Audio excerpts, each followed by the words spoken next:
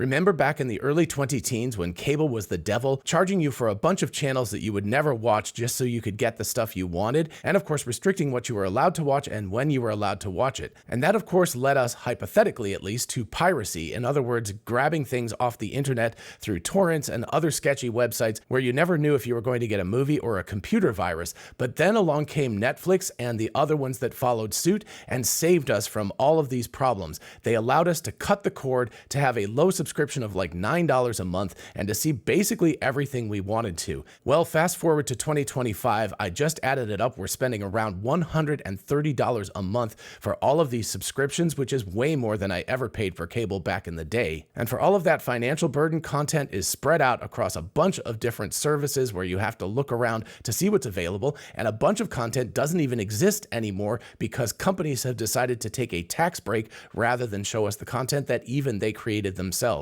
And even crazier yet, for that $130 a month, we don't get broadcast TV anymore or any live sports or ESPN or anything like that. So we actually have worse service than we did back in the day when we were paying about $70 or $80 a month for cable. So what is the consequence of all of this? The consequence is that piracy is back and better than ever. Let's take a look.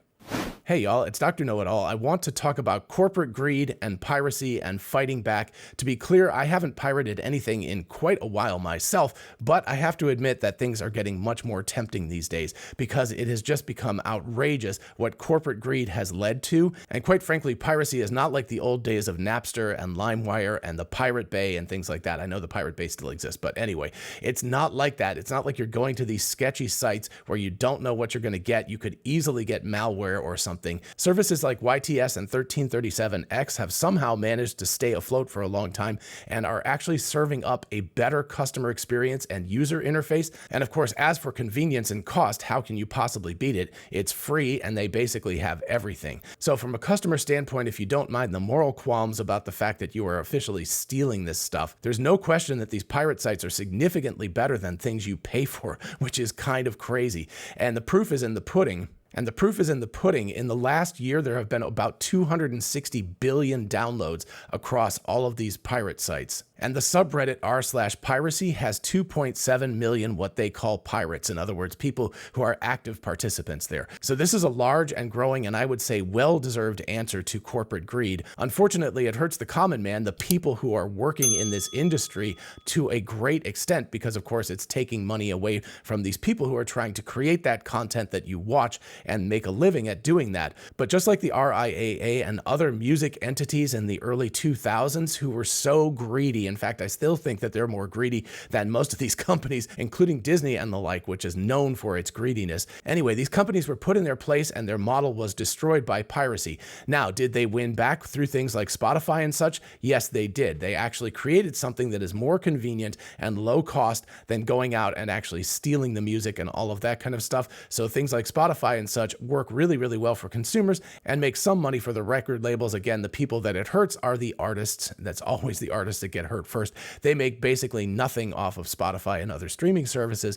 But in terms of the customer experience, that is good enough at this point that people are willing to trade $8 or $9 a month to get Spotify, to not have the ads. And there's actually a free service as well, so you can listen to Spotify with ads. And that is convenient and inexpensive enough that the customer is happy to do that. Most people who steal are not really interested in just abjectly stealing. They're just like, look, I'm paying a ton of money for an inconvenient thing that doesn't give me what I want. If I go onto this other site, I can get everything I want for a much lower cost and or free. Why would I not choose that? Of course, there is that question of morality. Do you care about that kind of thing? Most people, especially Gen Z, by the way, 50% of whom have canceled one or more subscription services in the last 6 months. That generation in particular really doesn't care about piracy. I have to say I was in the previous generation when it came to music because I was like, look at all this corporate greed.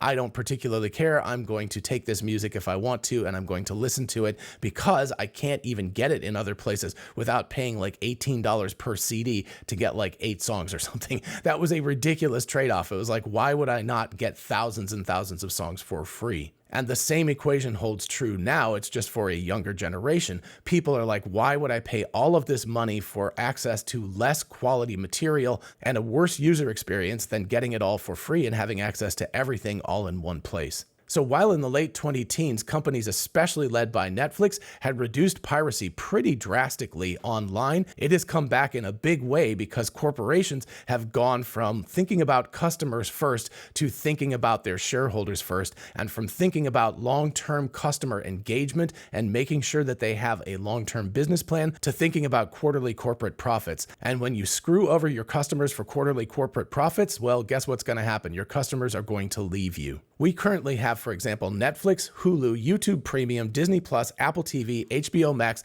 Paramount Plus, and Amazon Prime, which is sort of split between, delivery services and their video streaming service. That is a lot of stuff, and we will have to cut some of these subscriptions because it just adds up to too much money, especially now that I looked at it for this video. And again, we don't even have access to broadcast TV or ESPN and the like with all of these different bundles. So it's pretty insane how much we're paying for how little we're getting. And it's actually being reduced every year because one of the things that companies like HBO Max have done is to actually bury some of their content, like Westworld is a very famous example. They created Westworld, 4 seasons of Westworld, and have since removed it from their streaming sites in order to take a tax break on the show rather than to show their customers Westworld. So if you want to watch Westworld right now, you have to go to a pirate streaming service in order to even watch it. You can't even watch it. And again, like I said, the interface on sites like 1337X and YTS is actually quite excellent, and you're only streaming these services. You're not actually downloading them to your computer, which I believe protects you a little bit on the legal front of things,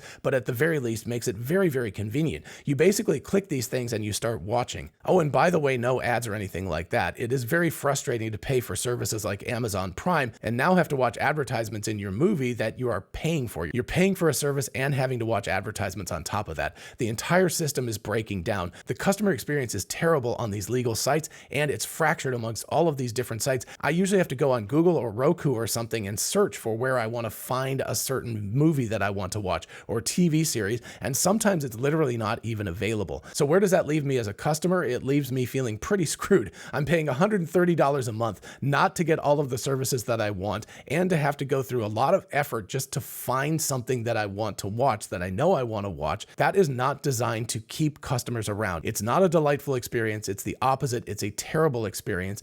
And I have to say that it is tempting to look at these piracy websites because if I can have a better experience, if I can instantly stream these movies with no commercials and things like that and no warm-ups and having to watch other stuff, previews before the movie starts, that's a better experience. And of course, it's way, way, way cheaper. So why wouldn't I look at something like that? And one more competitor to these streaming services, the legal streaming services, is that we are also paying for generative AI services now. So if you add in subscriptions to Claude and ChatGPT and Grok and Gemini, etc., you're actually looking at even more money per month you're spending on subscriptions. And that is something that will take eyeballs away from streaming services as well, because people will spend some of their time working on that. And if they're spending $20 a month on ChatGPT or something, they might need to remove that Netflix account in order to keep the budget balanced. So these companies are looking at charging more and more money for less and less service, and there's more and more competition going on, and that is not going to lead to anything good. And in fact, the projected losses for these streaming services by 2027 is $113 billion. That is a ton of money